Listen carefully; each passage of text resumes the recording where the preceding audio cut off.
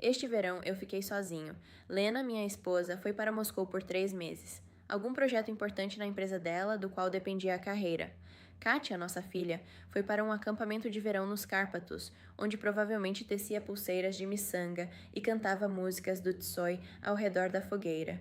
Nosso apartamento Khrushchevka, em Kiev, virou um deserto. O silêncio cortava os ouvidos. Só a geladeira velha zumbia, como um guarda cansado. O calor grudava na pele, as paredes pareciam se fechar, o ar era pesado como numa sauna. Eu passava horas na varanda com uma garrafa de Baltica, olhando o parquinho onde nem os balanços rangiam. Tudo parecia estranho, como se eu tivesse ficado preso na vida de outra pessoa. Como cheguei a isso? Aos 38 anos, num apartamento onde cada canto lembrava quem não estava ali, a salvação veio de repente. Um telefonema de Lyudmila Petrovna, minha sogra. Líucia, como eu a chamava às vezes quando Lena não estava por perto, falou com o calor de sempre. Vitya, vamos para Yalta. Você gosta do mar? Reservei um quarto no sanatório, sabe? Aquele com pinheiros e praia de Seixos. 2 camas, mas Lena não vai. Trabalho como sempre, não vamos desperdiçar. Fiquei paralisado. Yalta com a sogra, 2 semanas a sós, mas em casa eu estava enlouquecendo, mudando de canal entre notícias e ironia do destino.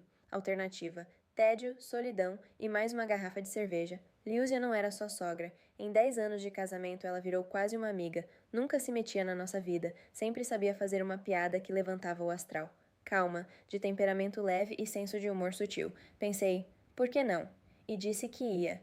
2 dias depois, estávamos no vagão Platskart, Kiev, Simferopol. Vagão antigo, com toalhas de plástico puído nas mesinhas e cheiro de ovos cozidos. A condutora, tia Valia, resmungava enquanto servia chá em copos com suporte. Liuzia parecia imune ao tempo. Vestido leve com estampa floral, brincos de prata com turquesa, cabelo preso num coque solto. Aos 52 anos dava um banho em mulheres com metade da idade. Movia-se com graça, como na juventude, quando dava aulas de dança de salão na Casa de Cultura.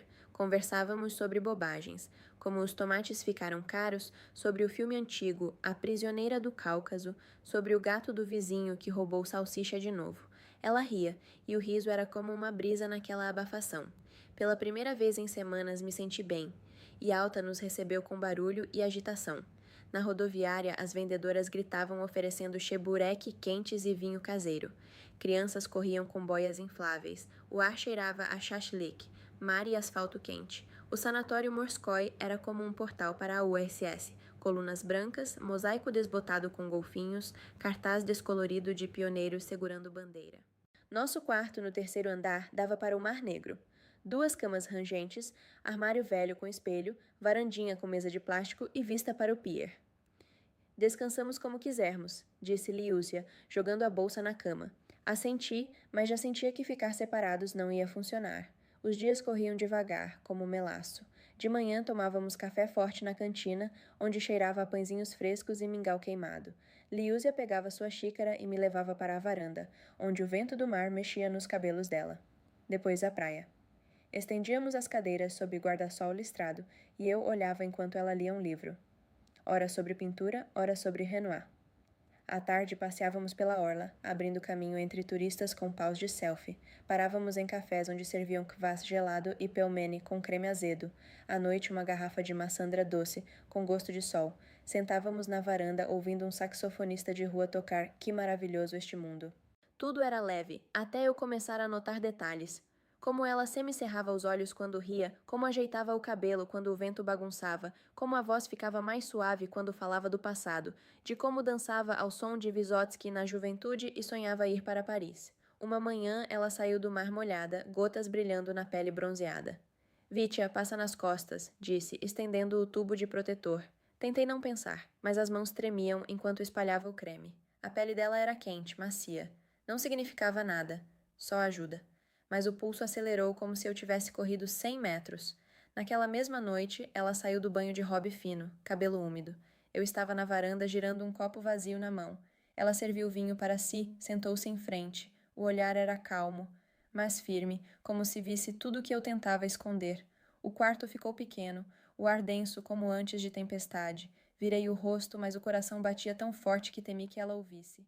Ela ficou em silêncio, só olhando longo, atento. Eu me perguntava se ela sentia o mesmo, aquela atração que não nomeávamos, mas que crescia a cada dia. Alguns dias depois, conhecemos os vizinhos do sanatório, um casal idoso de Kharkiv, Grigori e Vera. Eles jogavam cartas toda noite no hall e nos convidavam. Grigori, ex-militar, contava histórias da serviço na Alemanha. Vera oferecia compota caseira. Liúzia se enturmou fácil, brincava, jogava burro com eles. Eu olhava para ela e pensava como ela conseguia ser de todo mundo, com as vendedoras do mercado, os garçons, esses velhos. Mas quando voltávamos para o quarto, a leveza sumia. Ela ficava mais quieta, pensativa, e eu sentia que algo entre nós mudava. Uma noite sentamos na piscina. Luzes piscando ao redor, cheiro de pinheiros e jasmim. Liúzia recostou na espreguiçadeira. O vestido escorregou um pouco do ombro, mostrando a alça fina. Estranho, né? Disse ela, olhando a água. Aqui parecemos não genro e sogra, só duas pessoas que estão juntas. A voz era baixa, mas as palavras acertaram como choque elétrico. Não soube o que responder. A garganta fechou, os pensamentos se embolaram. Assenti e ficamos em silêncio. O silêncio gritava mais alto que o barulho das ondas. Olhei o perfil dela, maçãs do rosto, linha suave do pescoço, e pela primeira vez pensei que via não a sogra, mas uma mulher viva, solitária, com uma história que raramente contava. Liúcia uma vez deixou escapar que, depois da morte do marido, pai de Lena, demorou muito para se encontrar. Trabalhou na escola, deu aulas de dança, mas sempre sentia falta de algo. Eu queria mais, Vitya, disse ela uma vez, enquanto tomávamos chá na varanda, mas a vida foi como foi. As palavras mexeram comigo. Eu também já sonhei grande. Viagens, um trabalho que queimasse nas mãos. Em vez disso, logística, papéis, hipoteca. Talvez por isso a gente se entendesse tão fácil. Nós dois sabíamos como era viver com saudade do que poderia ter sido. No quinto dia, o calor ficou insuportável até para Yalta. Fomos à praia cedo, antes do sol queimar os seixos. Eu deitei sob o guarda-sol, fingindo ler um detetive surrado, mas olhando para ela. Ela se acomodou na toalha, folheava um livro sobre impressionistas. O biquíni verde era simples, mas quando virou de bruços e as amarras afrouxaram um pouco, senti um clique dentro de mim. Momento comum, nada demais. Mas virou tudo. Imagens proibidas começaram a surgir na cabeça. Forcei-me a olhar o mar, as gaivotas, qualquer coisa, mas elas já estavam lá, como farpa debaixo da pele. Vamos para a água, disse ela, levantando e sacudindo a areia.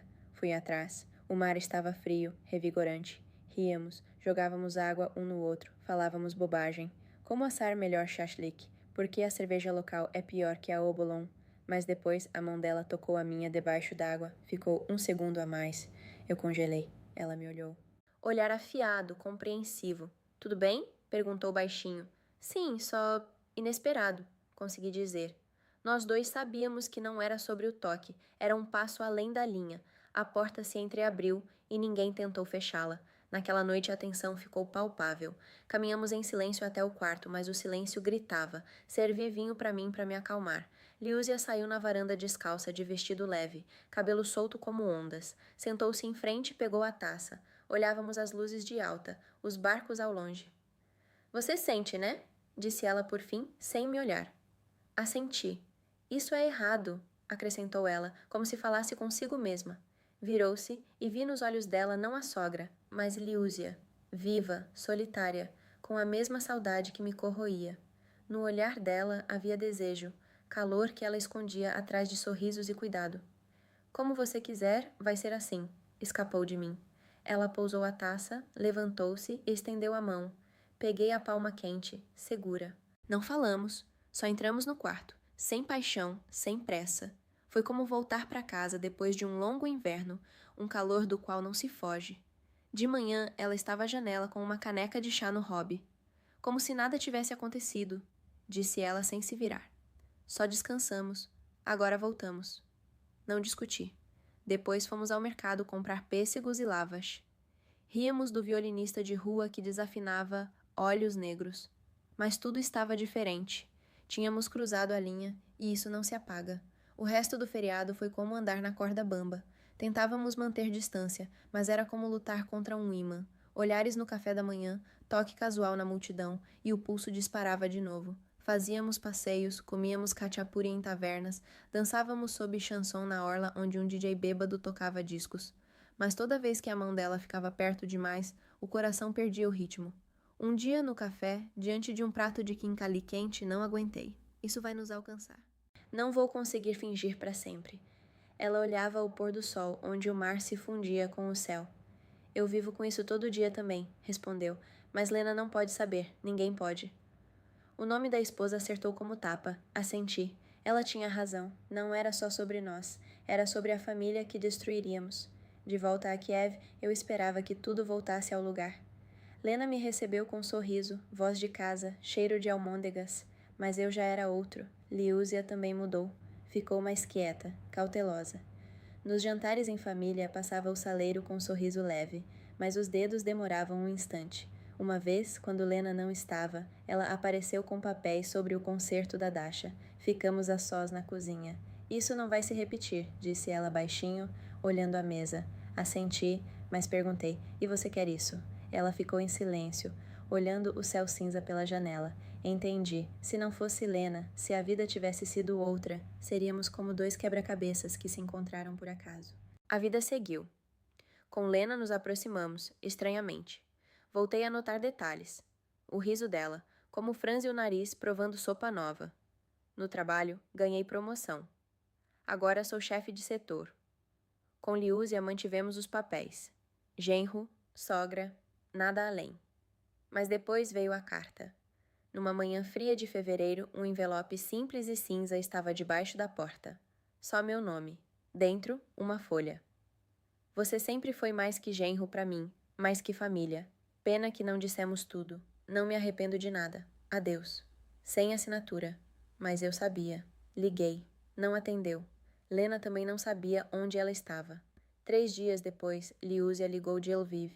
Disse que foi embora, que ia começar de novo. Não me procure, Vitya. Está tudo bem. Cansei das lembranças. Nos despedimos simples, sem drama. E pronto.